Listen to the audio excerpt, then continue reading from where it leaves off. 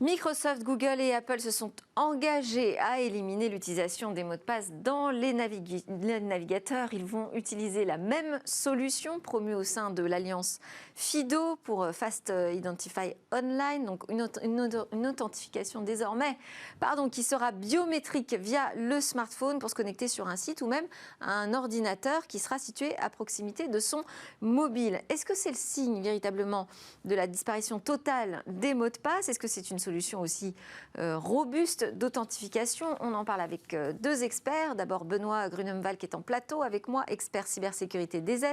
Bonjour Benoît. Bonjour. EZ, acteur évidemment européen de la cybersécurité auprès des entreprises et des particuliers, je le rappelle. Et en visio avec nous, Ludovic Broyer. Bonjour Ludovic Broyer, fondateur d'Iprotego, une agence française d'e-réputation. Qui répond aux enjeux de protection de la vie privée et aussi de cyberharcèlement. Bonjour, merci d'être connecté avec nous. On va commencer en plateau avec Benoît Grunemwald.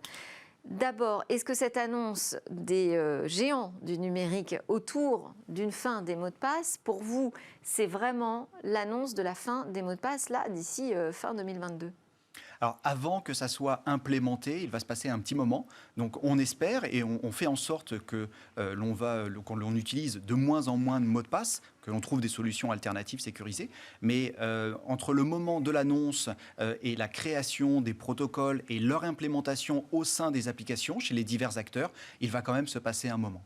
Bon, parce qu'on n'est pas tout à fait prêt là pour les éliminer complètement, ces mots de passe. En fait, on a vraiment un très grand nombre d'applications qui, eux, utilisent des moyens de communication et d'authentification qui sont basés aujourd'hui sur des mots de passe. Donc, modifier ces modèles, modifier ces applications, parfois des applications qui ont coûté des millions, des applications bancaires qui sont déjà robustes, qui ont été testées, éprouvées, même si c'est pour apporter plus de sécurité, il va falloir mener le changement et ce changement peut lui aussi avoir un coût.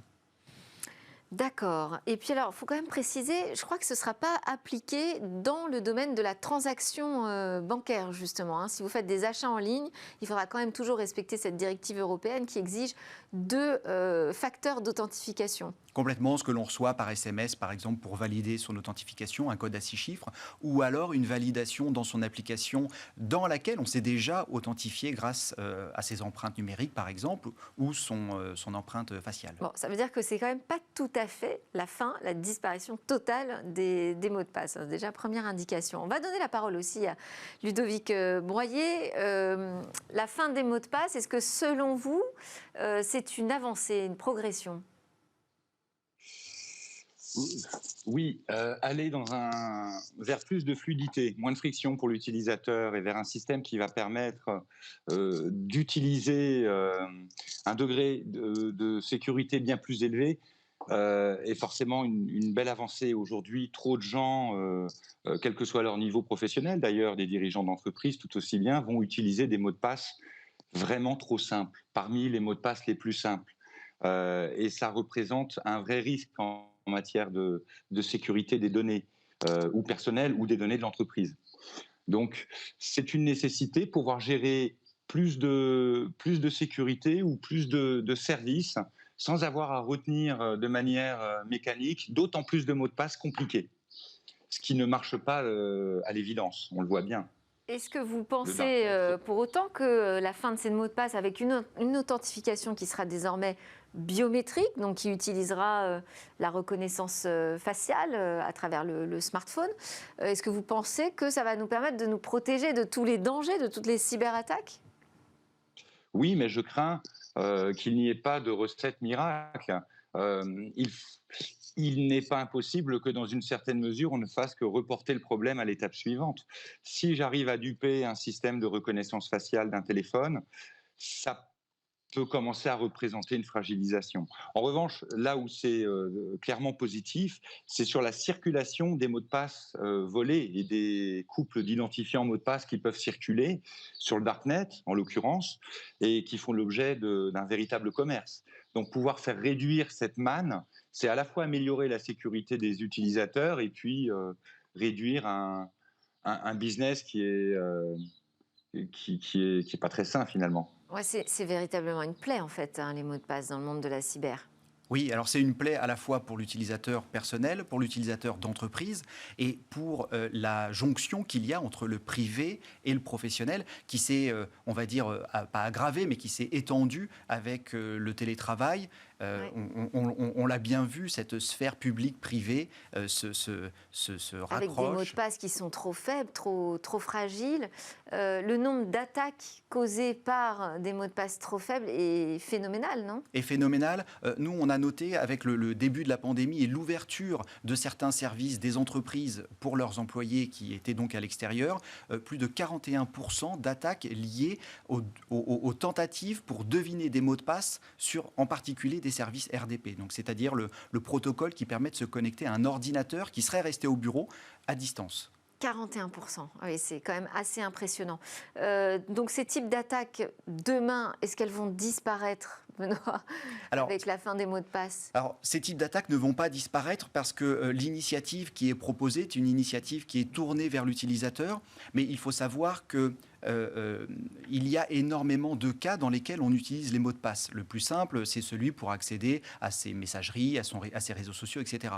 Mais en entreprise ou à la maison, on va utiliser des mots de passe très fréquemment. Si vous avez des objets connectés, par exemple, on sait qu'il y a des botnets, notamment Mirai, qui est un botnet qui est très répandu et qui vise des objets connectés en utilisant les logins et le mot de passe par défaut. Donc, si vous êtes un utilisateur chez vous ou en petite entreprise et vous ne changez pas ces mots de passe-là, eh bien, vous retrouvez également potentiellement dans un botnet parce Et qu'on ça, a pris il va falloir continuer à s'en occuper, finalement. Ça ne va rien Exactement. changer pour ces objets connectés. Pour ces objets connectés, ça va pas changer parce qu'on ne peut pas forcément appliquer des mécanismes très complexes sur ces objets connectés. Il va falloir continuer à avoir une bonne hygiène informatique.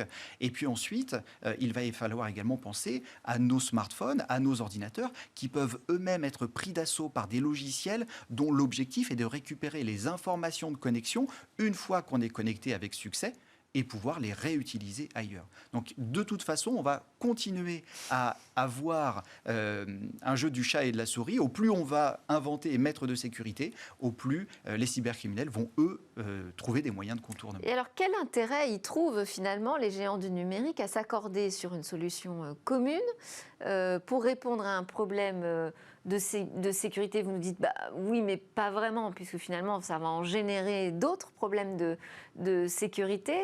Qu'est-ce que vous pensez, vous, d'intéressant? Qu'est-ce qui peut motiver ces acteurs du numérique, Ludovic Bourrier? Bon, la gestion de l'identité numérique, c'est un peu le Graal. Aujourd'hui, personne n'est véritablement le gestionnaire de l'identité numérique des internautes et j'ai envie de dire tant mieux, parce que c'est un énorme pouvoir. Les États veulent le gérer, proposent de le gérer, travaillent en ce sens, avec par exemple le projet national et européen de carte d'identité numérique. Et ça a toujours été l'objectif. En proposant ce protocole, les GAFAM simplifient certes la vie des internautes et aussi prennent une prééminence indiscutable si ce système, eh bien, finalement, est tellement adopté qu'il se généralise et devient le système majoritaire. Ils auront définitivement pris le lead sur ce point. Mais effectivement, moi, la grosse crainte que je vois, et je rejoins votre invité en plateau en ce sens, c'est que on risque de reporter le problème sur l'appareil. Et c'est les appareils qui vont être d'autant plus l'objet des attaques et des tentatives d'effraction. D'autant que ce système, bon, je ne suis pas dans le secret des dieux, mais si j'ai bien compris son fonctionnement technique, il y a une clé qui va être définie et qui va pouvoir être transférable d'un appareil vers un autre par Bluetooth si on a besoin d'autoriser un nouvel appareil. Ce qui veut dire que c'est probablement encore voilà, le jeu du chat et de la souris qui continue, la serrure et le voleur. Et maintenant, c'est sans doute dans le téléphone que les hackers et que les pirates vont aller chercher l'information. Donc on va être d'autant plus l'objet, je pense, de ce point de vue-là. Ce qui, finalement, peut même créer une fragilité parce que les smartphones sont peut-être les appareils les moins bien protégés aujourd'hui des utilisateurs. Et oui, malheureusement, on le constate, l'utilisateur qui achète un ordinateur, quel qu'il soit, a le réflexe de mettre ce qu'on appelait avant un antivirus, une suite de sécurité. Par contre, il n'a pas ce réflexe-là ni avec son smartphone, quel que soit l'OS, ni avec ses objets connectés, qui sont pour autant des mini-ordinateurs. Donc ça va peut-être changer aussi la donne de ce point de vue-là, parce que si on s'aperçoit que la fragilité vient de notre équipement mobile, on va peut-être davantage travailler sur sa sécurité. Est-ce que ça modifie les outils que vous allez mettre à disposition ? Alors, on suit cette tendance. Ce qui est décidé là par l'Alliance FIDO, donc de dire que finalement l'authentification sera hyper simple parce qu'il y aura un seul facteur d'identification, c'est la reconnaissance faciale depuis le smartphone. Est-ce que ça va modifier les offres de cybersécurité pour les smartphones ? Pour les smartphones, on va augmenter les niveaux de protection et notamment créer des mécanismes qui vont encore plus sécuriser l'authentification même du smartphone. Donc aujourd'hui, on protège déjà son fonctionnement, notamment parce qu'il y a énormément de rootkits, de chevaux de Troie bancaires ou de chevaux de Troie tout court, qui tentent de récupérer nos éléments de connexion, qui arrivent notamment sur Android à placer des écrans au-dessus de l'écran original de connexion pour faire semblant qu'on est en train de rentrer son login, son mot de passe ou même sa clé qui permet d'envoyer des crypto-monnaies à quelqu'un d'autre, de la récupérer, de l'inverser si c'est le cas d'une crypto-monnaie et de récupérer le paiement. Donc pour nous, l'objectif, ça va être de sécuriser encore plus finalement tous les points de terminaison qui vont avoir cette authentification simplifiée. Et ça peut changer aussi la donne sur les ordinateurs ?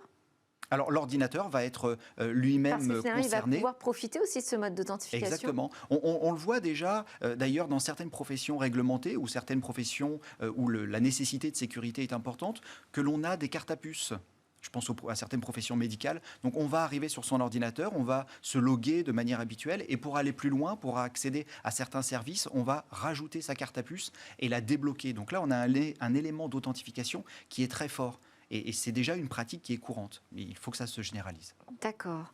Même question, Ludovic Broyer, puisque vous vous intéressez, vous travaillez sur la protection de la vie privée, donc des données des utilisateurs. Est-ce que cette décision-là des grands acteurs du numérique, ça va modifier vos outils, ça va modifier votre offre ?